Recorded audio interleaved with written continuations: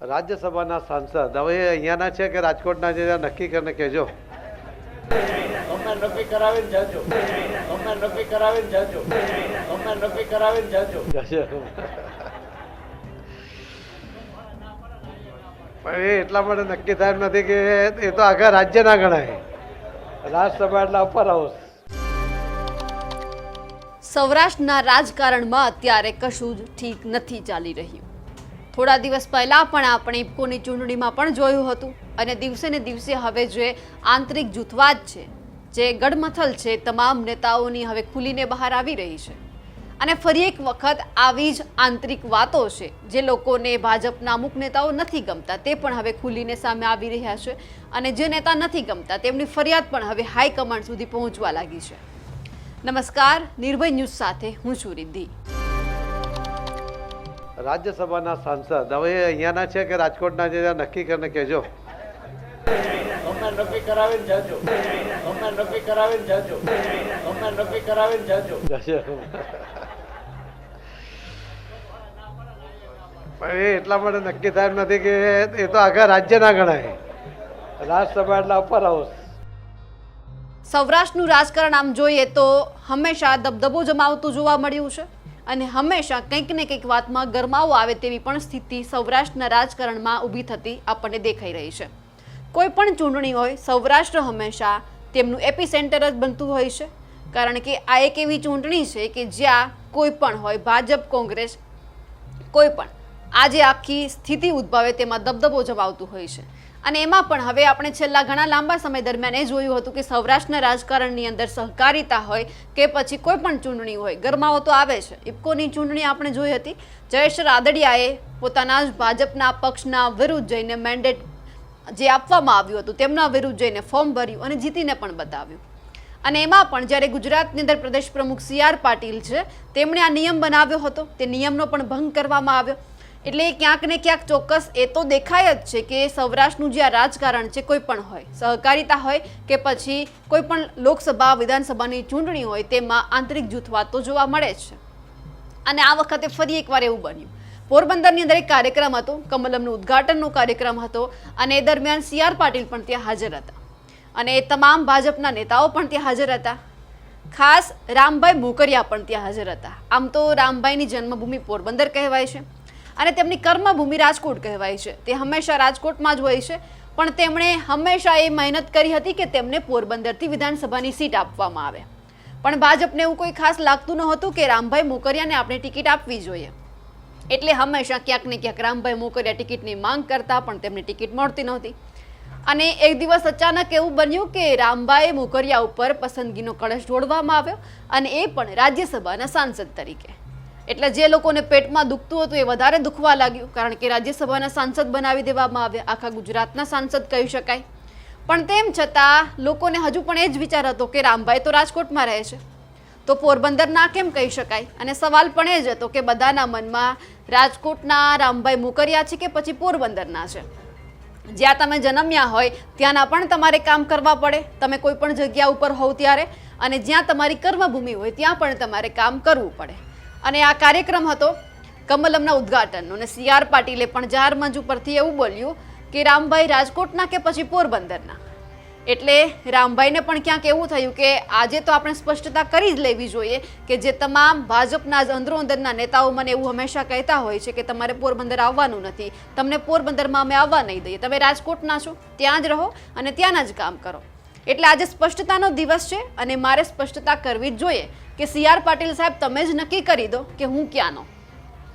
આખો જે આ કાર્યક્રમ છે જે મારી પાછળ ચાલી રહ્યો છે, CR પાટીલે બધાનું નામ લેતા હતા અને અચાનક રામભાઈનું નામ સામે આવ્યું અને બોલી ગયા, રામભાઈ ક્યાંના, રાજકોટના કે પોરબંદરના. એટલે રામભાઈથી પણ ના રહેવાયું અને બોલાઈ ગયું, તમે જ નક્કી કરી દો હું ક્યાંનો.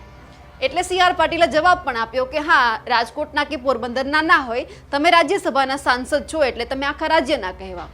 અને આ વાતથી એક સ્પષ્ટતા એ પણ થાય છે કે જે હંમેશા રામભાઈ પાસે જવાબ માંગતા હતા કે રામભાઈ ક્યાંના, રાજકોટના કે પછી પોરબંદરના, એટલે તેમને પણ જવાબ મળી ગયો કે રામભાઈ આખા રાજ્યના છે.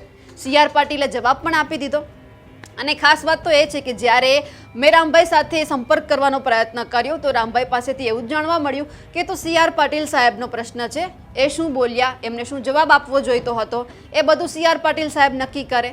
મને તો ટિકિટ મળી હતી રાજ્યસભાની, એટલે હું રાજ્યસભાનો સાંસદ બની ગયો. મને તો ઉપરી લેવલેથી આદેશ આપવામાં આવ્યો હતો કે તમારે રાજ્યસભાની સાંસદ તમારે બનવાનું છે, એટલે મને તો ઓટોમેટિક હું સાંસદ બની ગયો. પણ હવે આ તો સી આર પાટીલ સાહેબનો પ્રશ્ન છે. એમણે કોને જવાબ આપ્યો, શા માટે જવાબ આપ્યો, એ તો સી આર પાટીલ છે, એટલે ગમે તે બોલી શકે, આવું રામભાઈનું કહેવું છે. પણ છેલ્લા ઘણા લાંબા સમયથી આપણે જોયું કે સહકારિતા હોય કે કોઈ પણ ચૂંટણી હોય, આપણને સૌરાષ્ટ્રમાં આંતરિક ડખો તો જોવા મળતો જ હતો. એ પછી જયેશ રાદડિયાની વાત હોય, કારણ કે બિપિન ગોતાને જે મેન્ડેટ આપવામાં આવ્યું, ક્યાં જયેશ રાદડિયાએ તેના વિરુદ્ધ જઈને ફોર્મ ભર્યું અને જીતીને પણ બતાવ્યા. એટલે ત્યાંથી આપણને સ્પષ્ટ થઈ ગયું હતું કે આંતરિક જૂથવાદ તો છે જ.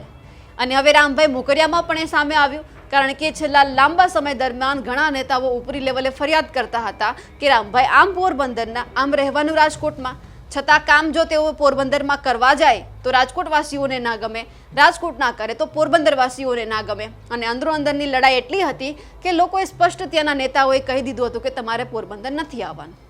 એટલે સી આર પાટીલે પણ જાહેરમાં ટોણો માર્યો, આડકતરી રીતે જવાબ પણ આપ્યો કહી શકાય. એ તો હવે સી આર પાટીલે જ ખબર છે કે તેઓ કઈ ભાષામાં બોલ્યા છે, કઈ ટોન્ટમાં બોલ્યા છે, રામભાઈને સંભળાવ્યું છે કે પછી જે આજ દિવસ સુધી રામભાઈને સંભળાવતા હતા તેમને જવાબ આપ્યો છે. જવાબ તો એ તમામ ભાજપના નેતાઓને મળી ગયો હશે કે રામભાઈ ક્યાં ના છે, કારણ કે અંદરો અંદરનો ડખો એટલો હતો કે રામભાઈ ક્યાંય પણ જાય અંદરો અંદરના લોકોને ગમતું નહોતું, એટલે તો એમને વિધાનસભાની ટિકિટ ક્યાંક મળતી નહોતી. અને અચાનક કિસ્મત એવા એમના નસીબ જોર કરતા હતા કે તેમને એક બેઠક મળી અને પાછા બની ગયા રાજ્યસભાના સાંસદ. એટલે આમ જોવા જોઈએ તો આ રાજકારણ છે, ગમે ત્યારે ગમેનું નસીબ પણ ચમકી ઉઠે છે. પણ ખાસ તો પહેલા એ વાત સાંભળી લઈએ જે સ્ટેજ ઉપરથી સી આર પાટીલ બોલ્યા છે. રામભાઈ ક્યાંના છે અને રામભાઈને પણ જવાબ તો મળી જ ગયો છે, એ પણ સાંભળીએ. રાજ્યસભાના સાંસદ હવે અહીંયાના છે કે રાજકોટના છે, નક્કી કરીને કહેજો.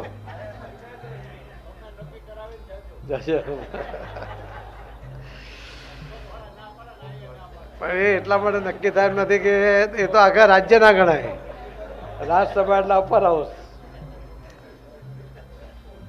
શ્રી રામભાઈ મોકરિયાજી રાજ્યસભાના સાંસદ હવે અહીંયાના છે કે રાજકોટના છે, નક્કી કરીને કહેજો.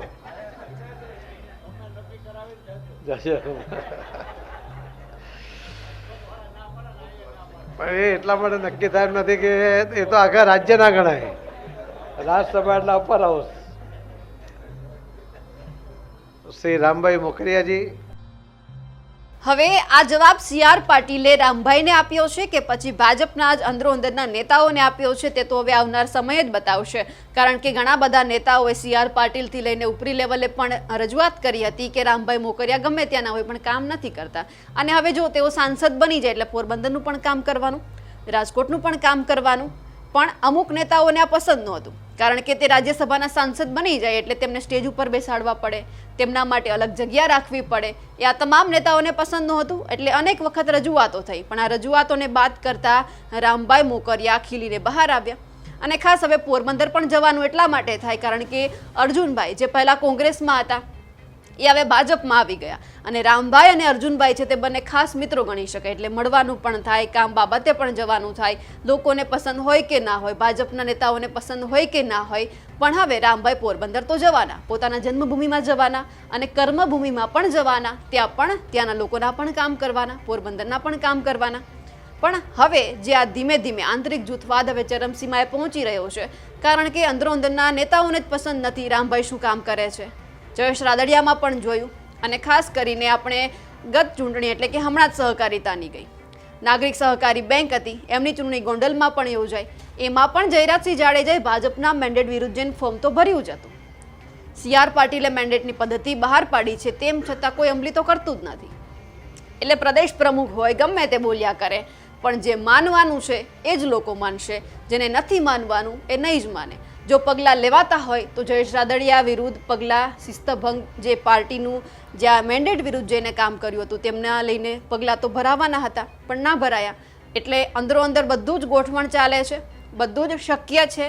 ગમે તે કરો, તમે ભાજપની વિરુદ્ધ જઈને કામ કરશો, જો ભાજપને તમારી જરૂર છે તો એ ભાજપ છે તમારા હાથ પણ જોડશે, તમારા પગે પણ પડશે. જો જરૂર છે તો જ, અને જો જરૂર નથી તો એ તમને ક્યાં ફેંકી દેશે એ પણ તમને ખબર નહીં પડે. હવે જોવાનું છે કે જે સૌરાષ્ટ્રમાં આંતરિક જૂથવાદ ચાલે છે તે હવે ક્યારે બંધ થવાનો છે, ક્યારે હવે એકજૂટ થઈને આ બધા જ લોકો એક સાથે રહી અને ભાજપને શિસ્તબદ્ધ પાર્ટી જે કહેવાય છે તેમને આગળ લઈ જવાના છે. અમારા અહેવાલ વિશે આપનું શું કહેવું છે કમેન્ટ કરીને ચોક્કસથી જણાવજો. સાથે જ નિર્ભય ન્યૂઝને લાઇક, શેર અને સબસ્ક્રાઇબ કરવાનું ભૂલશો નહીં. નમસ્કાર.